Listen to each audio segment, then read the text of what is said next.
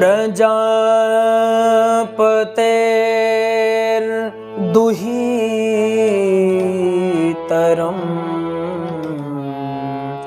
शिशुमारस्य वै ध्रुवः उपयेमे भ्रमिं नाम तत्सुतौ कल्पवत्सरौ।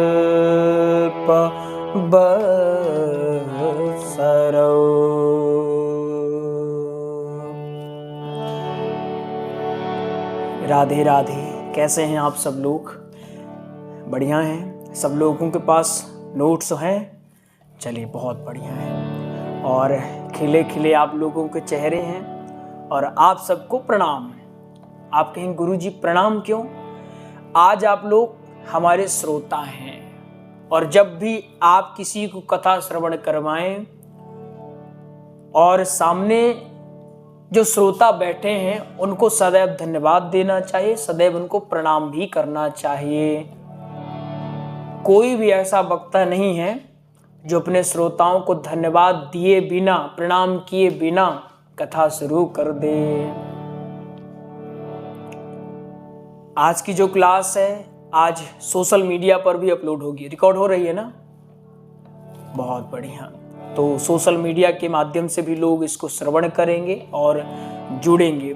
तो चलिए कथा का शुभारंभ करते हैं। कथा का शुभारंभ 10वें अध्याय से हो रहा है और हम अक्षरशः पढ़ेंगे।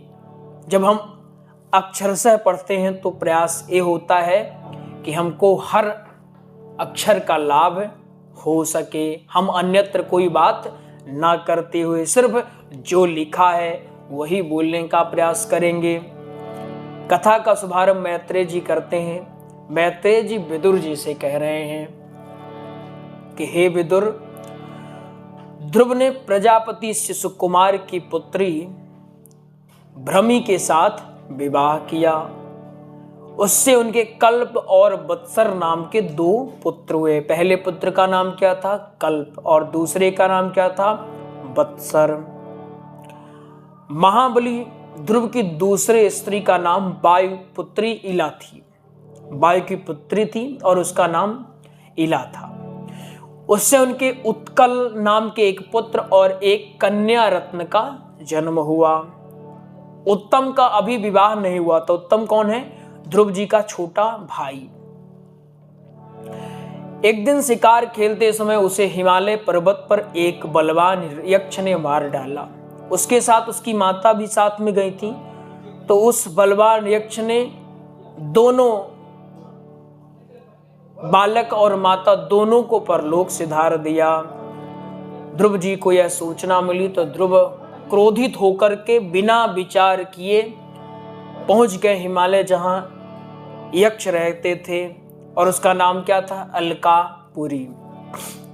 अलकापुरी में उन्होंने देखा कि यक्ष ही यक्ष भरे हुए हैं जो शिव जी के अनुचर या रुद्रानुचर हैं, रुद्र जी के अनुचर हैं। अब चूंकि ध्रुव जी क्रोधित थे, भाई को मारा गया है, निरपराध भाई को, और उसके साथ उनकी मां भी नहीं है। अब ध्रुव जी बिना कुछ विचार किए पहुंचते हैं अलकापुरी में, शंखनाद करते हैं, भयंकर शंखनाद। और वह शंखनाद ऐसा कि जितने भी यक्षों की पत्नियां थी सारी की सारी भयभीत हो जाती हैं, लेकिन यक्ष शंखनाद को सहन नहीं कर सके और युद्ध करने के लिए ध्रुव जी के पास आए। सभी लोगों ने देखा कि एक अकेला कोई व्यक्ति है, रथ पे सवार है और वो रथ कुछ अनोखा सा दिखाई दे रहा है, देखने में चमकदार है, उसकी शोभा वर्णनीय नहीं है।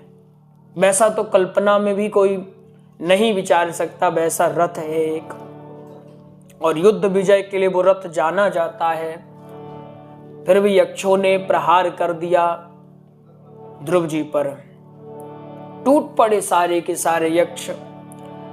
महाराज ध्रुव का ऐसा पराक्रम, कहा जाता है महाराज ध्रुव एक महान धनुर्धर भी हैं। उन्होंने एक ही बाण से ऐसा प्रहार किया कि सारे यक्षों में 3-3 बाण चुभे और जाकर के सर पे लग गए। यक्षों ने विचार किया कि अब मेरी हार तय है, अब मैं इनसे युद्ध भी अगर करता हूं तो मैं मूर्ख हूं और मेरी पराजय जब निश्चित है तो अच्छा होगा कि युद्ध ना किया जाए। लेकिन चूंकि इनकी भी प्रवृत्ति ऐसी थी कि हार नहीं मानने वाली थी, क्षमा याचना तो बिल्कुल करने वाली नहीं थी, सारे यक्षों ने अपनी माया दिखाना प्रारंभ कर दिया।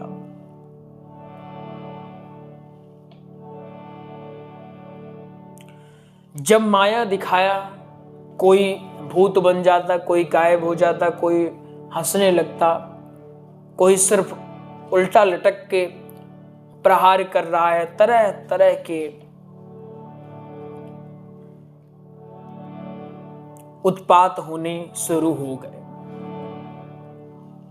और उत्पात ऐसा हुआ कि लगा कि अगर कुछ क्षण यह युद्ध और चला तो संभवतः सारे के सारे जो यक्ष हैं वो मारे जाएंगे और संसार के चलन के लिए, संसार सुंदर ढंग से चले इसके लिए आवश्यक है कि जो भी जीव हैं सब परस्पर बने रहे।